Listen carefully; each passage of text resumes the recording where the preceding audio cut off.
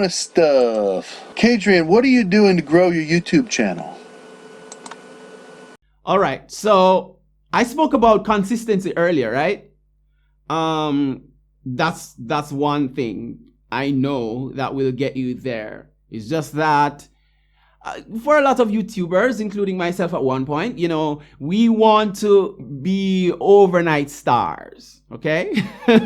We would just like to post the video and get 1 million likes and 2 million views and so on, but it doesn't work like that, So consistently over a period of time, if you keep at it, then it will grow. Because when I started my YouTube channel, I started with socks, and then I started to do some relationship advice, which I love doing. I am definitely going to have a channel just for that, because I have experience and having an awesome experience for the last 15 years with the love of my life. And so I have a number of ideas when it comes to that. It's just that I'm trying to focus right now. So consistency is one.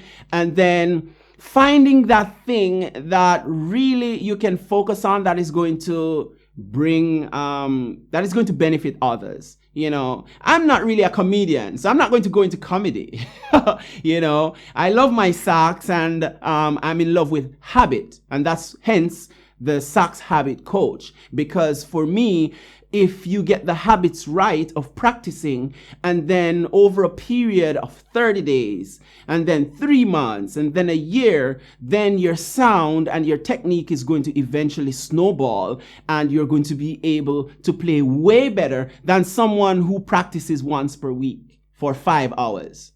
But if I practice for 15 minutes every day, and you practice for 5 hours on Sundays or Saturdays alone, I'm going to do better than you over the long haul, because the incremental growth is going to snowball, and you're going to be able to track that and to see where you're coming from and where you are and where you're heading. So, I always tell my students, a few minutes is better than nothing. If you got 5 minutes while you're waiting for your dinner, you know what I mean? That's all you got. Take advantage of it, and you never know. Maybe then you'll go have your dinner, and towards the end you'll be like, what? I'm thinking about going back and playing music some more. Because any movement is better than no movement at all.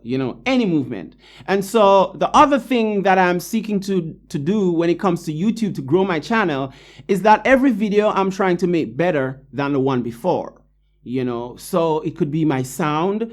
I focus a lot on my audio, because I've learned that people will watch a crappy video, but if your audio is good, they will listen to you talk. If it's clear and so on, they will listen to you. So I try to improve each time on something, or try to add some B-roll, or, try to be a little bit funny, although I'm not that funny. I don't think so, and so I try to improve each video, come with something different, because again, we're talking about creativity. And so as a creative, there are ideas in my head. There are things I want to do. I'm just not there yet. And so I am building up that capital so that I can be able to do those things with the camera, or with my content, or with my playing. And then over time, as I do more of that, I'll get better at it. And so those are the strategies I'm trying to use to grow.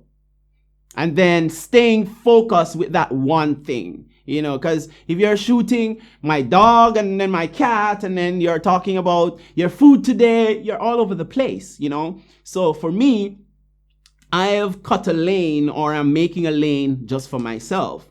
And so I am staying with that one thing long enough, because Einstein says, it's not that I'm smarter than you, it's just that I stay with the problem longer. That's what Einstein says. So I am, as you notice, I've been talking about habits and talking about consistency, is that, I have developed this passion and developed this love for habits, and really putting myself into it, because once you form a habit, what happened is it's automatic, right? Like, you don't think of doing this with your eyes, do you? No. The brain saves you power from thinking about doing this, because it's a habit. Yeah. It's the same thing with anything else, is that after you've formed that habit, then what happens is that the brain takes the energy that you would have invested into that, and now you can use that energy for something else. So focus, the power of focus. And so I'm focusing on it. Like you see athletes when they're in a particular sphere in sports, you know, if it's track and field, they're not trying to play football and hockey and chess and so, no. They do gymnastics. That's all they do. And they focus over the years on that one thing until they become a master at that craft. And so for me, it's staying in this one lane. Yeah, I don't have much traction now. Yeah, people are not paying much attention. Like I heard one guy says, at first, they're going to ignore you. Second, they're going to hate you. And then third, you're going to win. Yeah, definitely. I actually received my first hate comment. I was talking about it on Jam and Chat. It was really funny because specifically what they said, it accidentally, I wanted to put it on the screen, take a screenshot of it. It accidentally got deleted. But like this person was saying that, you know, I'm a complete faker, that I'm just moving my fingers on camera and I don't know how to play anything and stuff like that. It was really funny because, I mean, you know, if you say you don't like me, that's cool. But if you say I'm a faker, that's something else. Usually, people like those, they are who you would refer to as blocked artists. You know, they are blocked. And so you are showing them up because guess what? You're doing something that they are not able to do, or they are not doing because they have not spent the time to do it. And so it shows them up. But the easiest thing is to hide behind a screen. Oh, I don't like you because you have a beard, or oh, so and so and so, right? But just ignore them. Just ignore them. Like one time I was playing, right? I was playing this song. I think the comment is still there. I didn't erase it. This song, Elvis Presley, I Can't Help Falling in Love with You. And this guy came on. Oh, you're not a pro yet. Why are you trying to play like a pro? You should go focus on the melody. Now, I know the melody. I can play the melody off the top of my head, but then I was infusing what's in my head with around the melody. I said, no one told you that I'm a pro. I didn't say I'm a pro here. I am playing what's in my head and what's under my fingers and how I feel about the music, you know. And I just responded by saying, which was sarcastic. I said to him, okay, since you are a pro, point me to your website. I would love to learn from you. I never heard back from him because, you know, they don't have anything. Definitely. So in such uncertain economic times, how have you enabled yourself to stay creative and working when so many people are struggling? One thing that's been a challenge for me is the people around me, you know, have not necessarily been having the best moods because of the economic situation that we were facing, which has subsequently got a little bit better, but since then. But you know, what do you do to try to help yourself to guard against, you know, when other people around you that you're close to are you know, in a blocked state? For me, as you would have noticed, I'm self-driven. I'm self-motivated. I have this intrinsic drive in myself. That's one thing I like about me. And so going back to my morning routine that I mentioned to you about journaling and reading, I spend a lot of time pouring into me.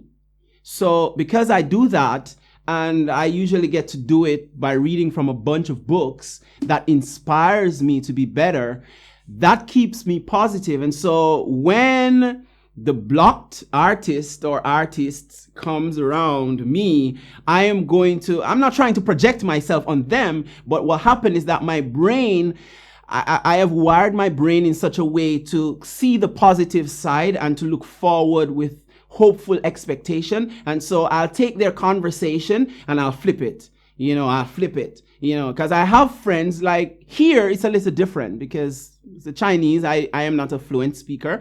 And so I don't get to experience a lot of what you're experiencing now here. But when I talk to my folk who are back home, you can hear it over the call. And so I just take it. And because of what's inside of me, I just flip it and show them the other side. And by the time I'm done with the call, it's like I would have helped them to elevate their mood and to show them that, hey, yeah, I understand. I have been there. I've been through this. But guess what? There is a better tomorrow. You have life and therefore you have hope, And so I use my positive mindset and the things I have learned to really encourage others to get out of that state.